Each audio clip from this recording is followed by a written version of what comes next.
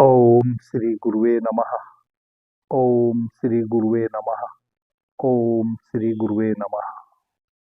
Awakening inner self channel पर आप सभी मित्रों का मैं स्वागत करता हूं। आदरणीय मित्रों, जैसा कि आप जानते हैं, इस चैनल पर हम विज्ञान भैरव तंत्र सीरीज पर चर्चा कर रहे हैं। विज्ञान भैरव तंत्र सीरीज की आज 16वीं ध्यान विधि पर हम चर्चा करेंगे।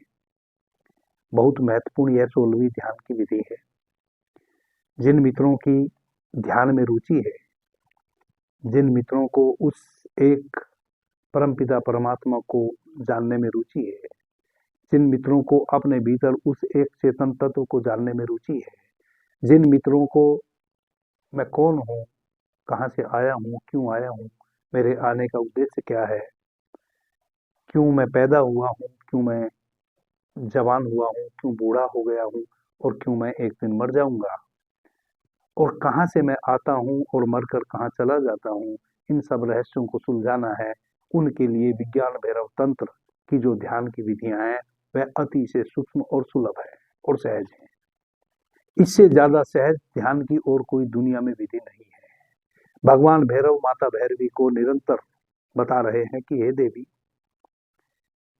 आप इस प्रकार से मुझ भैरव को उपलब्ध हो सकती हैं, यानी कि भगवान शिव माता पार्वती को भगवान शिव और भगवान भैरव एक ही है। माता पार्वती और भैरवी एक ही है। तो भगवान भैरव माता भैरवी को कहते हैं कि आप इस प्रकार से मुझ भैरव के उस दिव्य स्वरूप को जान सकती हैं, जिसको जानने के पश्चात और कुछ भी जानने योग्य नहीं बचता, या कहें कि भैरवी ही नहीं बचती। यानी कि जानने वाला और जिसको जाना गया है वह दोनों एक ही हो जाते हैं। ऐसा भगवान भैरव माता भैरवी को कह रहे हैं। आदरणीय मित्रों, सहज ध्यान की जितनी भी विधियां हैं, विज्ञान भैरव तंत्र से ज्यादा सहज इस जगत में और कोई दूसरी विधि नहीं है। इस जगत में ध्यान की विधियों की कोई कमी नहीं है। इस जगत में परमपिता परमात्मा को जानने के अनेकों रास्ते हैं, अनेकों वाहन हैं, अनेकों विधियां हैं, लेकिन विज्ञान भैरव तंत्र से सहज कोई और दूसरा विज्ञान नहीं, कोई और विधि नहीं, कोई और वाहन नहीं। जिन मित्रों को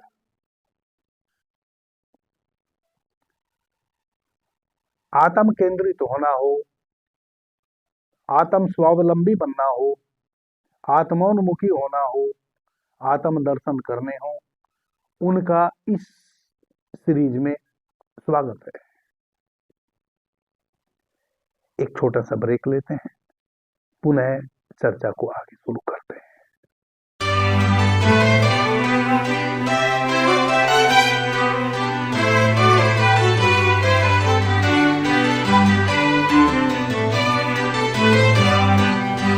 पुनः आप सभी मित्रों का इस चर्चा में स्वागत है। भगवान भैरव माता भैरवी को एक श्लोक के माध्यम से 16वें ध्यान के सूत्र में कह रहे हैं।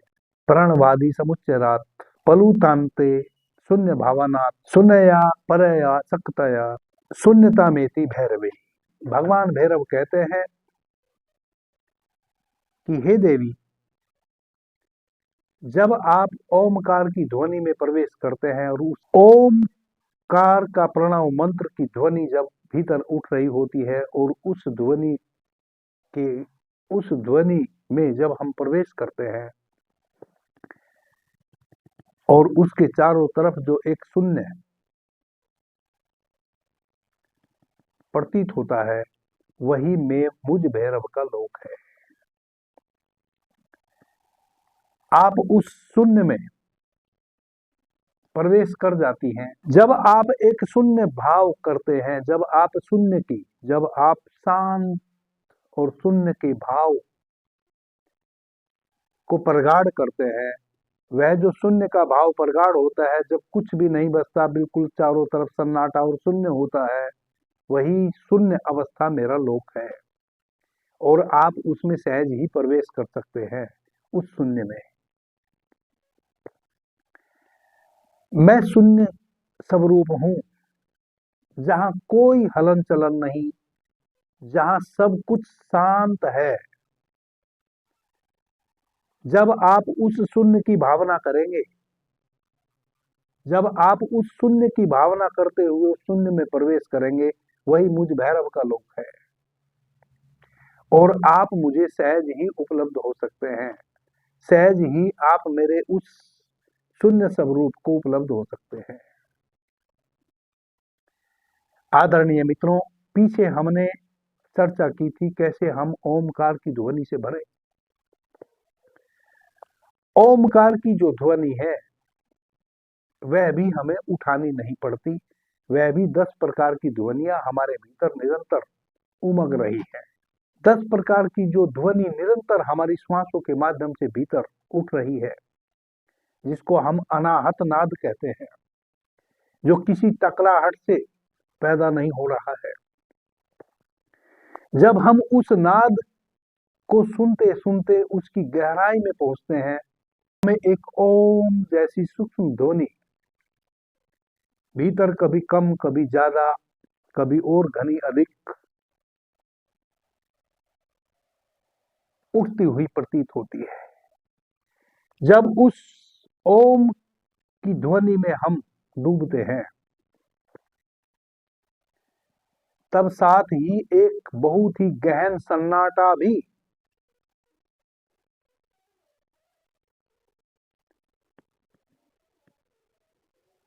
साथ साथ महसूस होता है। ओम की ध्वनि उठी, कभी कम, कभी अधिक, कभी और घनी अधिक, और वह कहीं गहरे, बहुत ही गहरे कुएं से जैसे कोई ध्वनि ऊपर की ओर उठी हो, वैसा हमें प्रतीत होती है। लेकिन जब वह ध्वनि उठते हुए आती है, फिर उसका समापन भी होता है। आप अपने मुंह से भी यदि ओम की ध्वनि का उच्चारण करते हैं तो शुरू भी करते हैं और फिर उस ध्वनि का अंत भी करते हैं।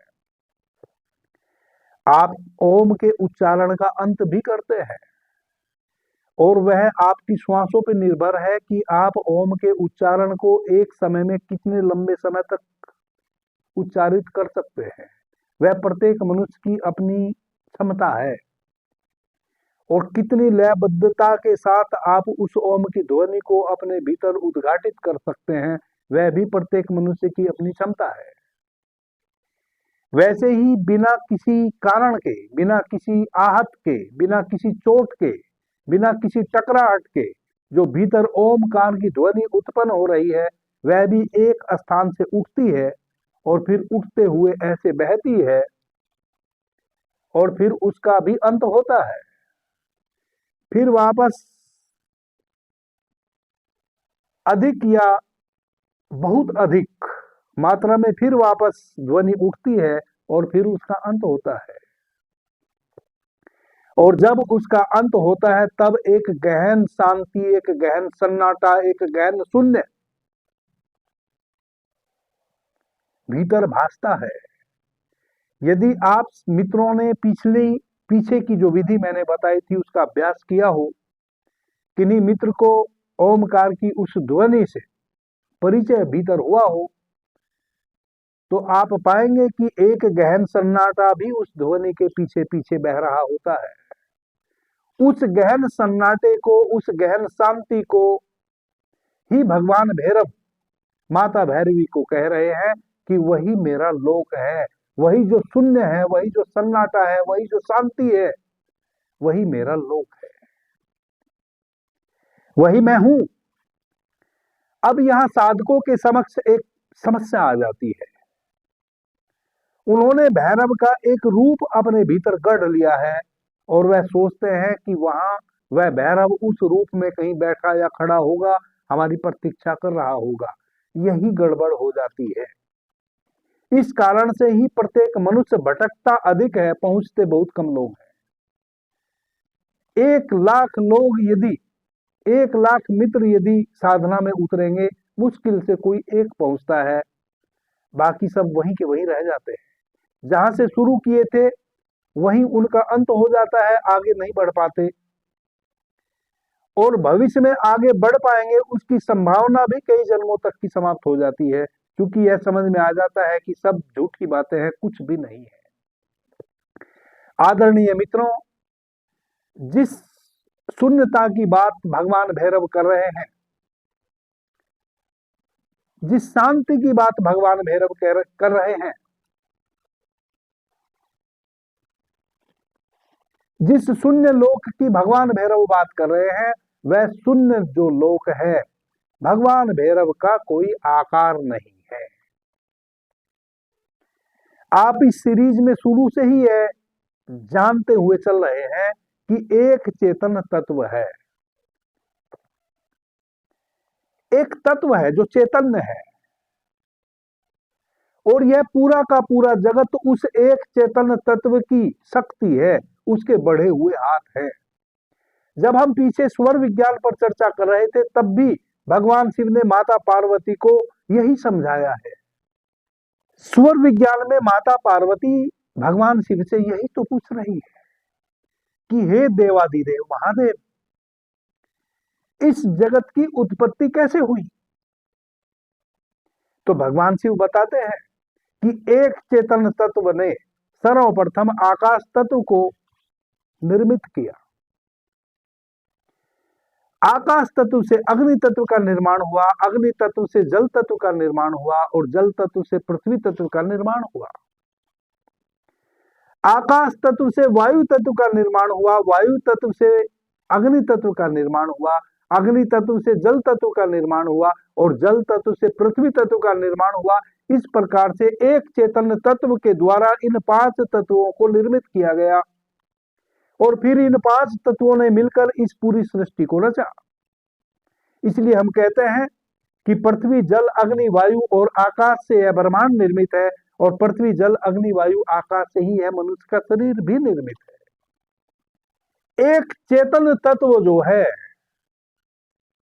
वही भगवान भैरव माता भैरवी को कह रहे हैं कि मुझ एक चेतन तत्व को हे देवी आप तभी पा सकती हैं जब आप अपने इस अहंकार को छोड़ दें, जो आप शक्ति के रूप में एक अहंकार पाल ली है कि मैं अलग हूं और भैरव अलग है।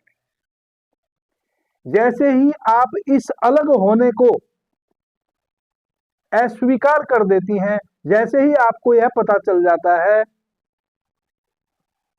कि यह जो शक्ति रूपा मैं भैरवी हूं, वह और कोई भी नहीं है, वह उस एक चेतन तत्व के बढ़े हुए हाथ है। क्योंकि एक चेतन तत्व जो है वह बिल्कुल शांत है, वह शून्य है, उसका कोई आकार नहीं है, वह निराकार है। वह सबके भीतर तो है, लेकिन उसका स्वयं का कोई आकार नहीं है, वह तो है निराकार, उसका तो नहीं है कोई भी आकार। और जिसका भी कोई आकार हो सकता है, उसकी एक दिन मृत्यु होनी तय है। इसीलिए तो सत्यम शिवम सुंदरम, वह एक ही सत्य है, वही सुंदर है, वही शिव है। क्योंकि उसका कोई आकार नहीं है, और चूंकि उसका कोई आकार नहीं है, इस कारण से ही तो वह सदा से है और सदा है, सदा रहेगा। वही एक चेतन तत्व है, और जब उस एक चेतन तत्व को कोई आकार लेना होता है, तब वह 5 तत्वों को निर्मित करता है, पृथ्वी जल अग्नि वायु और आकाश। और फिर उन 5 तत्वों से यह पूरी सृष्टि रची जाती है, और जब इस सृष्टि का अंत होगा, तब भी वह सारी सृष्टि उन 5 तत्वों में ही समा जाएगी, और वह 5 तत्व फिर उस एक चेतन तत्व में समा जाएंगे। दूसरा कोई ऑप्शन नहीं है, दूसरा कोई उपाय नहीं है। इसी कारण से इस पूरे संसार का, इस पूरे ब्रह्मांड का कोई और छोर नहीं है, और इस पूरे ब्रह्मांड को कभी भी एक स्थिति में यह नहीं कहा जा सकता कि ब्रह्मांड ऐसा है। क्योंकि ब्रह्मांड कभी भी किन्हीं के भी द्वारा, जैसे आप एक नदी के जल में भी एक पैर जिस नदी के जल में आप डालेंगे, दूसरा पैर उसमें आप कभी भी नहीं डाल सकते। क्योंकि जब तक आप दूसरा पैर नदी में डालेंगे, तब तक वह पैर पहले पैर को छूकर जो नदी का जल है वह आगे बढ़ चुका होगा, और जब तक आप दूसरा पैर अपना नदी में डालेंगे तब तक पीछे नदी का दूसरा जल आ गया होगा। एक ही जल में कभी भी आप नदी के दूसरा पैर नहीं डाल सकते। वैसे ही इस पूरे ब्रह्मांड को आप कभी भी इसका नक्शा नहीं बना सकते, क्योंकि यह निरंतर परिवर्तनशील है। प्रतिपल इसमें परिवर्तन हो रहा है। एक चेतन तत्व जो एक एक अणु अणु में समाया हुआ है, वह 5 तत्वों के द्वारा नए नए रूप निरंतर ले रहा है, नए नए जीव निरंतर उत्पन्न हो रहे हैं, नई नई वनस्पतियां उत्पन्न हो रही हैं। उस एक चेतन तत्व को यदि जानना है तो वह है शून्य। वहां कोई हलन चलन नहीं है, वहां ना कोई संगीत है, वहां कुछ भी नहीं, वहां बिल्कुल शांति है, वह है शून्य।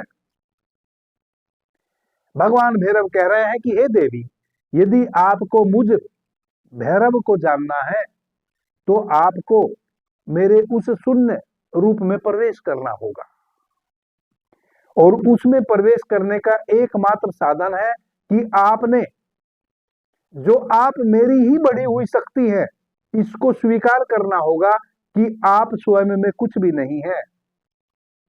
आपके भीतर जो शक्ति कार्य कर रही है वह भी मेरी ही है। आदरणीय मित्रों, पीछे जो हमने 14-15 विज्ञान भैरव तंत्र की साधना की चर्चाएं की हैं, उनमें मैंने विस्तार से इस विषय पर बताया है। हमारा जो यह शरीर है, यह शरीर तब तक ही शक्तिशाली है जब तक इस शरीर के भीतर चेतना है, आत्मा है, वह एक चेतन तत्व जो भगवान भैरव है, जब तक उसका अंश हमारे इस शरीर के भीतर चेतना के रूप में, आत्मा के रूप में स्थित है, तभी तक हमारे इस शरीर में शक्ति है। जैसे ही वह एक चेतन तत्व इस शरीर से विदा हो जाता है, तैसे ही इस शरीर की शक्ति भी विदा हो जाती है, और यह शरीर मर जाता है, और यह शरीर निस्तेज हो जाता है, और यह शरीर शक्तिहीन हो जाता है। मुझे माता भैरवी और इस शरीर के भीतर जो हमारी आत्मा बसती है उसको समझे आप एक चेतन तत्व, आत्मा, परमात्मा, वह भैरव। जब तक हमें इस शरीर की इस शक्ति का यह गुमान है कि यह शक्ति हमारी है, तब तक हम उस एक चेतन तत्व को नहीं जान सकते। और जैसे ही हमें यह गुमान मिट जाए कि यह शरीर की जो शक्ति है, एक श्वास यदि अभी चली जाए और वापस लौट कर ना आए तो कुछ ही क्षणों में यह शरीर की शक्ति समाप्त हो जाएगी।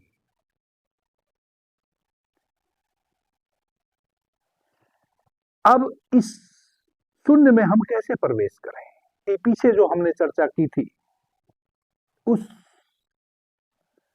अनाहत नाद को हम कैसे सुने? देखे कि नाद पीछे से आ रहा है, कहीं से उठा, बहुत ही मीठी ध्वनि ओम की उठी, एक गहरे किसी बहुत गहन, बहुत ही संकीर्ण और बहुत गहन बांस की पोगरी के जैसे, जैसे बांस की पोगरी में कोई सुर निकाल रहा हो, वैसे वैसे वैसे एक ध्वनि उद्घाटित हो रही है, कहीं से उठी, आप उसमें डूबे, और वह एक रिदम के साथ बही और उसका अंत हो गया।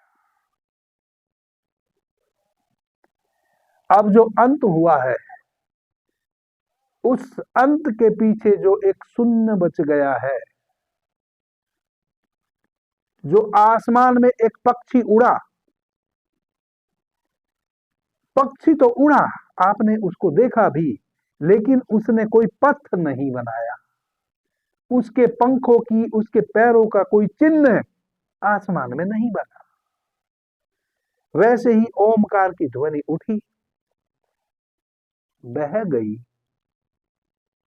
कोई चिन्ह भी ना बनाया,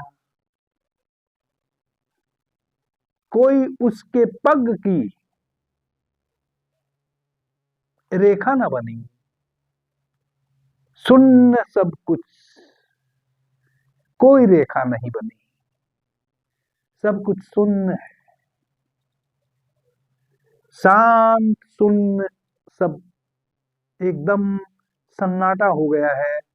ओमकार की ध्वनि उठी है, बही है, यात्रा कर गई, दूसरी ध्वनि पीछे से उठेगी। इस बीच में दो ओमकार की ध्वनियों के बीच में वह जो अंतराल है, वह जो शून्य है, जहां पीछे जो ओमकार की ध्वनि बही है, उसका कोई पद चिन्ह भी ना बना है, उस शून्य में जहां बिल्कुल असीम शांति है, जैसे ही आप उस असीम शून्य शांति में प्रवेश करते हैं, तैसे ही आप भैरव के उस लोक में प्रवेश कर जाते हैं। तैसे ही आपको पता चलता है कि यह शरीर मैं नहीं था, मेरे भीतर जो वह घटाकाश है, यह जो बाहर शून्य है, यही शून्य मेरे भीतर भी है। मेरे भीतर का शून्य और यह बाहर जो शून्य मुझे दिखाई पड़ रहा है, इन दोनों शून्य का एकाकार हो गया और मैं भी शून्य ही बचा। और शून्य में से शून्य निकाल ले तो शून्य ही बचता है और कुछ भी नहीं बचा। और यह अनुभव है बड़ा अद्भुत। यह कहने में तो बड़ा सहज सा लग रहा है, बड़ा साधारण सी बात लग रही है कि शून्य में शून्य का प्रवेश, शून्य के साथ शून्य का मिलन, और पीछे जो बचा वह भी शून्य। कोई पग ध्वनि नहीं बची, कोई रेखा ना बची, कोई पद चिन्ह ना बचे। और वह जो कोई पद चिन्ह ना बचे, कोई पग ध्वनि ना बची, कोई रेखा ना बची, वह है बड़ा अद्भुत क्षण, वह है परम आनंद का क्षण। वह क्षण जब घट जाता है, तब हम कह पाते हैं अहम ब्रह्मास्मि। यही वह क्षण है जब भैरवी और भैरव का मिलन हो जाता है, जब एक स्त्री और एक पुरुष का मिलन हो जाता है, जब एक स्त्री और एक पुरुष अपनी समस्त ऊर्जा को विलीन कर चुके होते हैं, और जब उनमें कोई फासला नहीं बचता, जब एक स्त्री और एक पुरुष में दूरी नहीं बचती, वे बिल्कुल एक हो जाते हैं एक छोटे से क्षण के लिए। जब एक स्त्री और पुरुष संभोगरत होते हैं और वह जो संकलन का समय आता है, वह जो एक बहुत छोटा सा क्षण है, उस एक छोटे से क्षण में स्त्री और पुरुष दो नहीं एक हो जाते हैं, भैरव और भैरवी एक हो जाते हैं। वह घटना आपके भीतर सदा के लिए घट जाती है। आपके भीतर के भैरव से आपके भीतर की भैरवी का मिलन हो गया। आप उस शून्य में प्रवेश कर गए और आप भी शून्य हो गए। आप भी स्त्री स्त्री ना रही और पुरुष पुरुष ना रहा, स्त्री और पुरुष एक हो गए। आपके जीवन में यह अद्भुत क्षण घटे, ऐसी मैं भगवान भैरव से प्रार्थना करता हूँ। भगवान शिव की अनुकंपा आप सभी मित्रों पर बरसे। अभी के लिए इतना ही। आपने मुझे ध्यान से प्रेम से सुना, उससे मैं बहुत अनुग्रहित हूँ। सभी मित्रों को मेरा प्रणाम, धन्यवाद। हर हर महादेव।